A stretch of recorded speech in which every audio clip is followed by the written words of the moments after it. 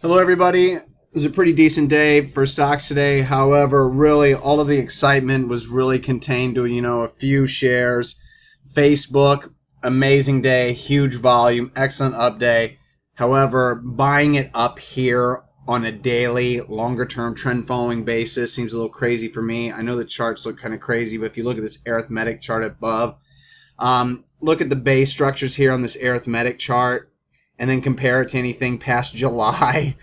And I'm not sure if this is really something you want to buy. So for everybody that's very bullish on Facebook, I suggest at least waiting till it can pull back more to the 50-day moving average on at least lower volume, consolidate, and then maybe if it breaks out its new long position. But even as a buyable morning gap up, you only got it from 107, dipped down to 104 at one point intraday, and it closed at 109. $5 in a $100 stock isn't necessarily anything to be too excited about. So it is one day. But, besides that, we have Amazon, which was looking good. Somebody told me that the Amazon chart looked great. That's kind of funny.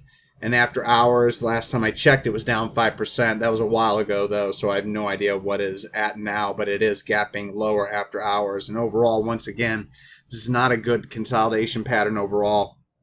Compare it to any of the previous, how long a structure it took before it broke out here and then rallied higher. And we are way down in this base, so we're nowhere near being near the highs. So without a handle, there's no way I can get excited about that. Some of the other movers that were of interest, though, UA off the lows, that's pretty solid volume. Still too early, but heck, that's a hell of a first day. CRUS finding support multiple times around these August lows, around the 25.50 level. Moving higher now, a potential base builder, one to keep an eye on. MLNX also looking like it might want to try to round out. This is very early and very speculative, but I'm trying to put up some of the positives that are out there. But the best of the best still, continue just to be your utility stocks. YORW, very solid looking utility stock, but just going around out there, really CMS, AWK. Let me see, I got to look at my names. WTR, NWN. I tell you what, just, seeing a whole lot of these utility names just doesn't make me too bullish on this market. When your leading sector is the utilities, you can be sure that you're probably not going to have the most, powerful rally that's going to have a long life to it. It's just not the kind of setup that you see for a strong market. I mean, you got RAI, Reynolds American, also hitting new highs, so it's just the wrong leadership overall.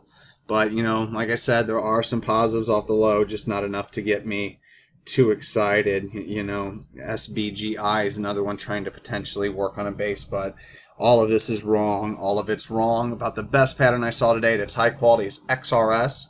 This is a proper cut pattern, as you can see on an arithmetic chart. It's overall pretty decently structured. There isn't huge distribution all inside this right side of the cut base. So it's not like Facebook, where look at Facebook, look at all the big tall red bars here, right down in this area, so it doesn't look like that. And XRS actually has some green bop also, and it's increased last 2 days. Relative strength line is hitting new highs, but overall, this is it's always good to see relative strength lines hit new high before price. So XRS is definitely one to keep an eye on.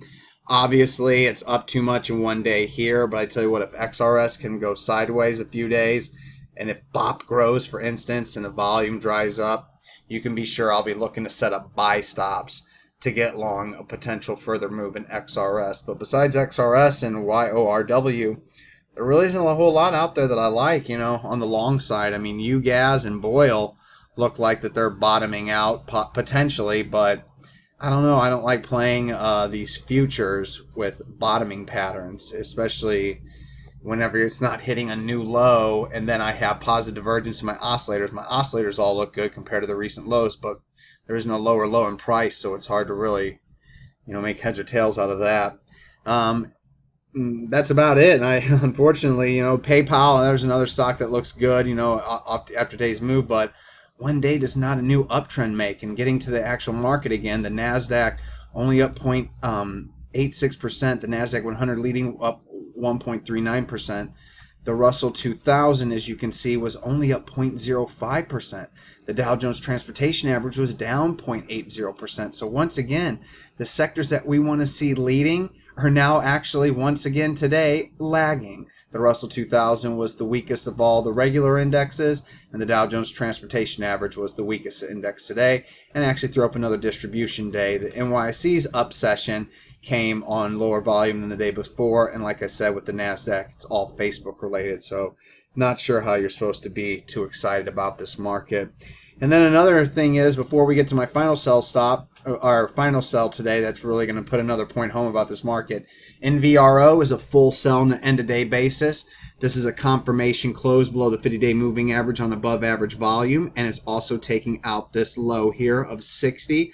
So close below 60, along with the heavier volume, close below the 50-day moving average, basically ends the nicety of this technical pattern overall. So NVRO will be leaving the last of it with a 14% gain. I'm already out of it. I got knocked out of all of it here as I had my final sell stop below these lows here.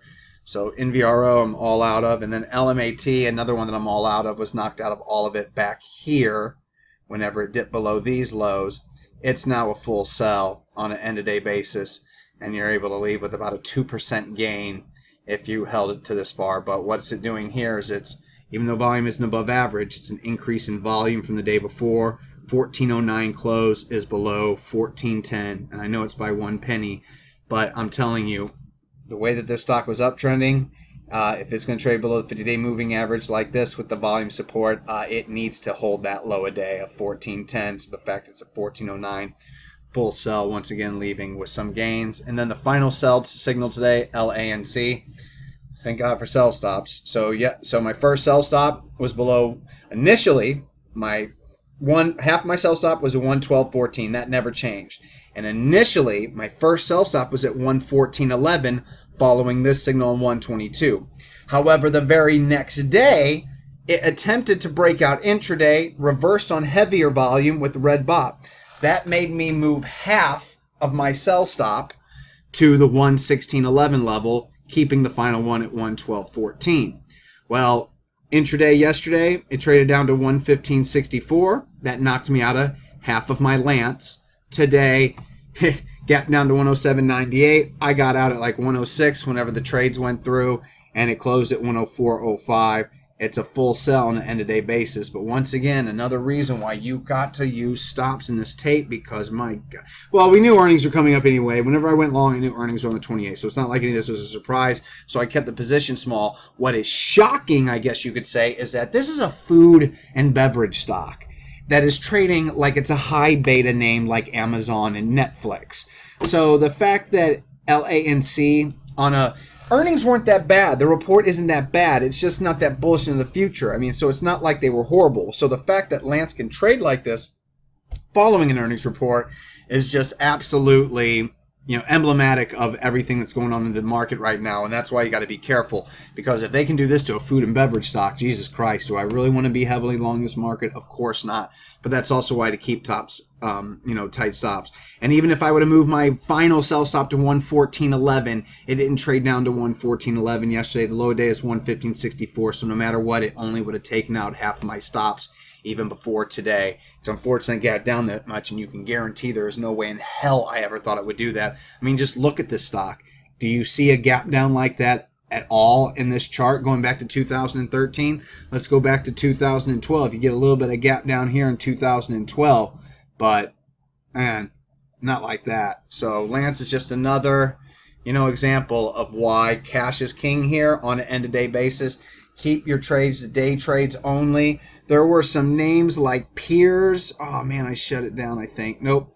Look at PIRS intraday. PIRS intraday, look at the move following the news and then the way it came down. But right here, whenever it dips right in here following the billionaire investor, billionaire plays, boom, it breaks out. Breaks out here at like right around 158 or so. Moves all the way up to about 194. Not that bad at all. And then also SIRS was another one that moved intraday. Let's back it up a little bit. News came out. SIRS play broke out, moved higher, went from Where's my crosshairs? Trying to keep everything in this window pane here. Boom. Went from 517, traded all the way up to 577. That's what we're talking about, the intraday movers.